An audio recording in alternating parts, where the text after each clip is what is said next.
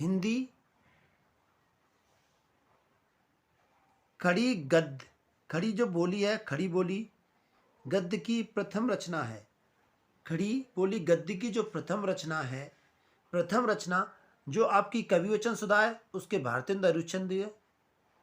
कामायनी जयशंकर प्रसाद, चिदम्बरा आपके पंत हैं, और जो अंतिम जो आपकी बचती है गोरा बादल, गोरा बादल की कथा है। ये है आपकी खड़ी बोली गद्य की प्रथम रचना। दूसरा प्रश्न है आपके लिए कि हिंदी साहित्य का इतिहास किसका, हिंदी साहित्य का इस इतिहास के लेखक हैं।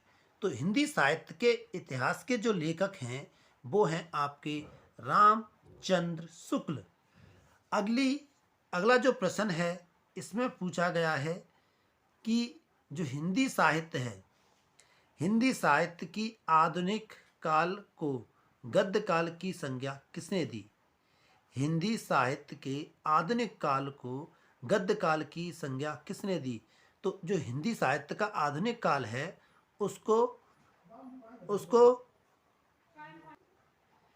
हिंदी जो साहित्य के आधुनिक काल का जो गद्य काल की जो संज्ञा दी थी आपके रामचंद्र जो शुक्ल हैं, आचार्य रामचंद्र शुक्ल ने दी थी।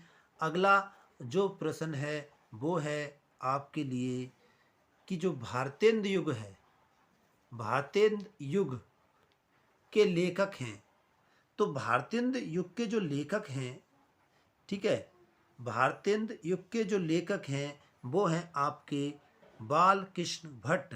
अगला जो प्रश्न है वो आपको हम पहली क्लास में करा चुके हैं, जिसमें पूछा गया था नासिकेतोपाख्यान, अर्थात हमने बताया था कि ऐसी रचना है कि ऐसा लगता है कि कहीं दल में बट गई है। तो जो सदल मिश्र की जो रचना है, सदल मिश्र की जो रचना है वो है आपकी नासिकेतोपाख्यान। अगला प्रश्न आपके लिए है कि काशी नागरी पचाड़ी सभा की स्थापना किसने की। या प्रश्न ऐसे आ सकता है, ठीक है, या तो ये आएगा प्रश्न कि काशी नागरी पचाकी सभा की स्थापना किसने की। दूसरा प्रश्न अथवा ऐसे करके आ जाता है काशी नागरी पचाकी सभा के संस्थापक कौन थे।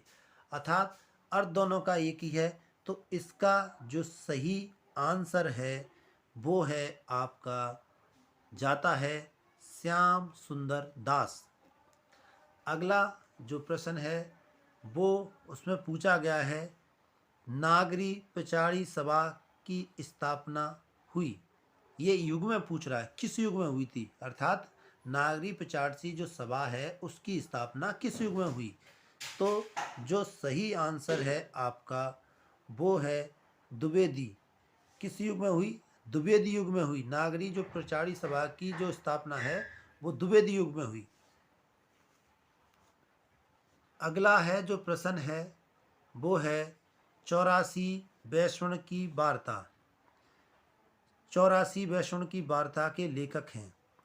तो 84 जो वैष्णव की वार्ता के जो लेखक हैं वो हैं आपके गोकुलनाथ। कौन है, गोकुलनाथ। निम्नलिखित में से निम्नलिखित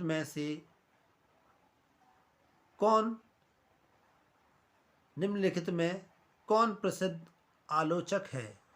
निम्नलिखित में से कौन प्रसिद्ध आलोचक है। तो प्रसिद्ध जो आलोचक हैं वो हैं आपके आचार्य रामचंद्र शुक्ल।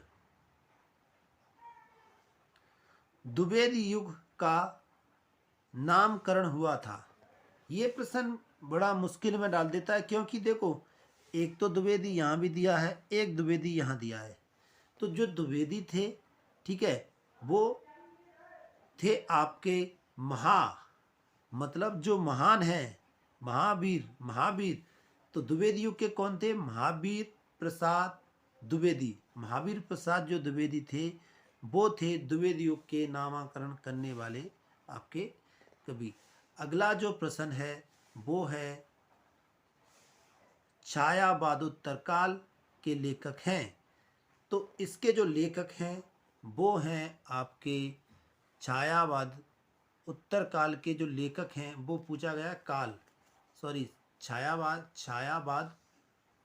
छायावादोत्तर काल है, इसमें काल के लिए पूछ रहा है। छायावादोत्तर काल है तो छायावादोत्तर जो काल है वो आपका है 1900, जो आपका 1938 से लेकर वर्तमान तक जो है वो काल है आपका छाया। वर्तमान तक काल तक जो चला है वो 1938 से लेकर वर्तमान तक है, वो है आपका छायावादोत्तर काल। ठीक है। अगला जो प्रश्न है इसमें पूछा गया है क्या कि छायावादोत्तर काल के लेखक पूछा है। तब सन पूछ रहा था, अब पूछ रहा है इसका क्या, अब पूछा जा रहा है इसमें जो लेखक हैं वो कौन है। तो अब जो इसके लेखक हैं वो हैं आपके विद्या श्रीनिवासन मिश्र, विद्यानिवास मिश्र। तो विद्यानिवास मिश्र क्या हैं, छायावादोत्तर के लेखक हैं।